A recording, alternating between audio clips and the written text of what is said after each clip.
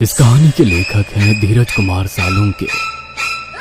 रात के 12:30 बजे आए थे। कोल्हापुर में धाराशिव जाने वाली सीनियर कॉलेज के छात्रों की बस जंगल के रास्ते से गुजर रही थी। ट्रिप खत्म करके वे वापस धाराशिव आ रहे थे। दिन भर मौज मस्ती करने की वजह से सभी छात्र थक कर सो गए थे। दरवाजे की सीट के पास विकास सर और सुशील सर खर्राटे ले रहे थे। बस ड्राइवर विजय मामा भी नींद में बस चला रहे थे। उनके बगल वाली सीट पर प्यून पांडु मामा बैठे हुए थे कि तभी बस के सामने जंगली सुअरों का झुंड आया। विजय मामा ने बस जंगल में रोक दी। कुछ देर में जब रास्ता खाली हुआ तो बस फिर से चलने लगी। कुछ ही देर में विकास सर के पीछे ही दूसरी सीट पर बैठा श्याम नींद से जाग गया। श्याम की उम्र 21 साल थी। पढ़ाई में बहुत तेज था, लेकिन हमेशा अकेला रहने वाला। ना किसी से बनती थी, ना ही उसका कोई दोस्त था। वह दूसरी सीट पर अकेला बैठा हुआ था। सर, टॉयलेट जाना है। सर ने आधी आंखें खोलकर खिड़की से बाहर देखा। बस अभी भी जंगल में ही थी। थोड़ी देर बैठ जाओ, जब जंगल खत्म होगा तब मुझे उठा दो, मैं बस रोक दूंगा, वे बोले और फिर आंखें बंद कर सो गए। शाम बस की खिड़की से बाहर देखने लगा और जंगल खत्म होने का इंतजार करने लगा। कुछ ही देर में जंगल खत्म हुआ और बस वीरान जगह पर आ गई। उसने विकास सर को जगा दिया और उन्होंने ड्राइवर से बस को रोकने के लिए कहा। जैसे ही बस रुकी, विकास सर बोले, किसी को टॉयलेट होना है तो अभी उतर जाओ, वरना बस सीधे धाराशिव जाकर ही रुकेगी। आवाज सुनकर पिछली सीट पर बैठा श्रीकांत नींद से जाग गया। विकास सर टॉर्च लेकर पहले बस से बाहर उतर गए। उनके पीछे पीछे श्याम और श्रीकांत भी उतरे और वो दोनों अलग अलग झाड़ी के पीछे टॉयलेट करने लगे। श्याम टॉयलेट करके वापस आया, लेकिन श्रीकांत अभी भी नहीं आया था कि तभी श्रीकांत जोर से चिल्लाया। उसकी आवाज सुनकर विकास सर और श्याम उसकी ओर भागे, लेकिन तभी श्रीकांत झाड़ी से बाहर आया। क्या हुआ, क्यों चिल्लाए थे? कुछ नहीं सर, चप्पल से होकर कांटा पैर में चुभा। उसकी आवाज सुनकर ड्राइवर और प्यून भी नीचे उतरे थे। वो सब बस में वापस चढ़ने ही वाले थे कि तभी एक बाइक बस के सामने आकर रुक गई। अरे भाई साहब, यहाँ के नहीं हो क्या आप? क्या आपको पता नहीं कि इस रास्ते पर लोगों को हमेशा चकवा लगता है? बाइक चलाने वाला बोला। चकवा नाम सुनकर विकास सर बोले, हाँ पता है, हम बस निकल ही रहे हैं। और वो सब बस में बैठ गए। सर, वो आदमी किस चकवे के बारे में बात कर रहा था? प्यून ने अगली सीट से ही मुड़कर विकास सर से पूछा। हिंदी में चकवा मतलब छलावा, छलावा मतलब भूत। कहते हैं जो लोग रात में सफर करते हुए मरते हैं, उनकी आत्मा छलावा बन जाती है। छलावा रात को सफर करते हुए यात्रियों को पकड़ लेता है और उन्हें अपने गंतव्य स्थल तक पहुंचने ही नहीं देता। वो बस उन्हें उसी जगह पर घुमाते रहता है। कितना भी भाग लो या फिर गाड़ी तेज भगाओ, आप उसी जगह पर आ पहुंच जाओगे जहां आपको छलावा ने पकड़ लिया था। या फिर वो लोग रास्ते से भटक जाएंगे और उस जगह पहुंच जाएंगे जहां पर छलावा उन्हें ले जाना चाहता है, विकास सर ने बताया। इसके बाद ड्राइवर बोला, और यात्री रात भर उसी जगह पर बार बार घूमते हैं। वो तब तक रास्ता भटकते हैं जब तक सूरज ना उगे। जैसे ही सूरज उगता है, उनकी ताकत कम हो जाती है। मेरे कुछ ड्राइवर दोस्त हैं, उनको भी छलावे ने पकड़ लिया था। कहते हैं छलावा बस उन्हीं यात्रियों को पकड़ता है जो थके हुए होते हैं, क्योंकि उन पर हावी होना बहुत आसान होता है ना। फिर तो छलावा बहुत ही खतरनाक है। प्यून घबराते हुए बोला, अरे कुछ खतरनाक नहीं है, ये सब अंधविश्वास है। ड्राइवर जब थक जाता है तो रात में उसे रास्ता समझना मुश्किल हो जाता है, इसलिए उसे भ्रम हो जाते हैं और वो रास्ता भटकता है। इसे ही अनपढ़ लोगों ने भूत यानी चकवा या छलावा का नाम दिया है, विकास सर बोले।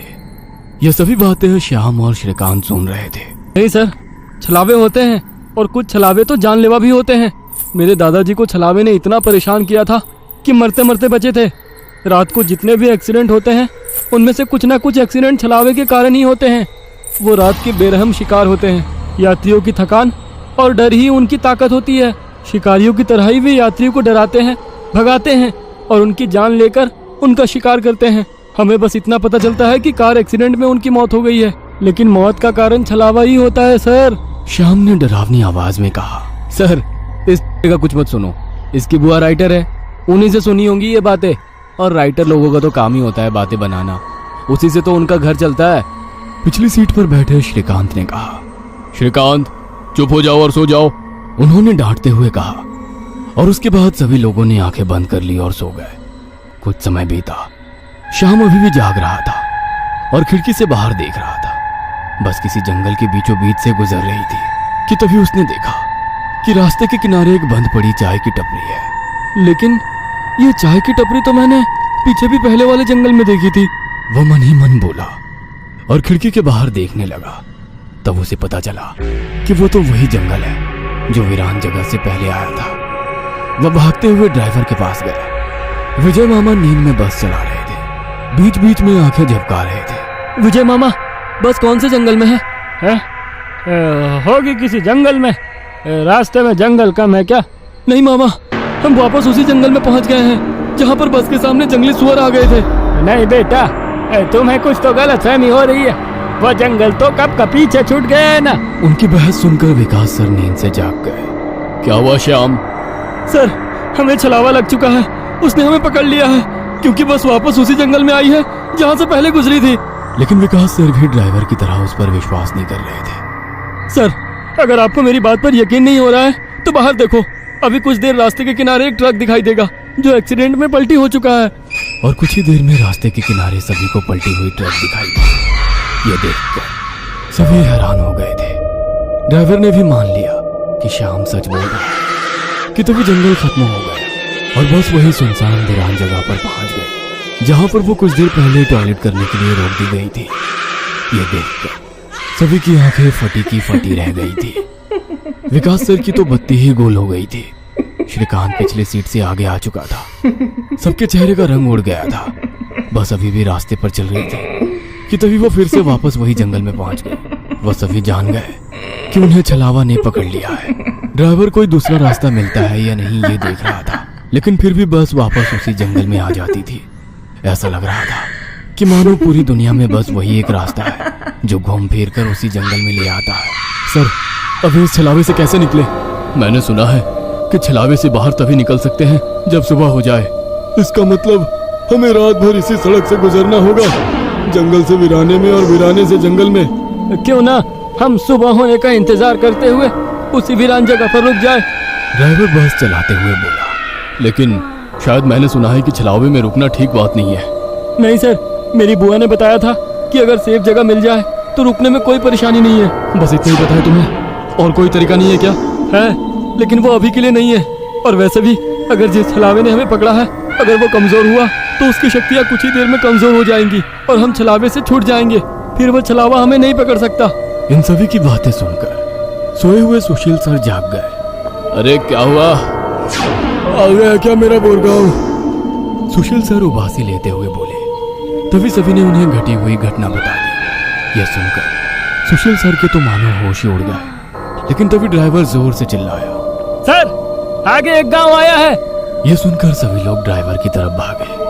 तब उन्हें रास्ते के किनारे एक बोर्ड दिखाई दिया जिस पर लिखा था, बोरगांव में आपका स्वागत है। यह देख सुशील सर जोर से चिल्लाए, ये तो मेरा गांव है, लेकिन हम यहाँ इतने जल्दी कैसे पहुँचे?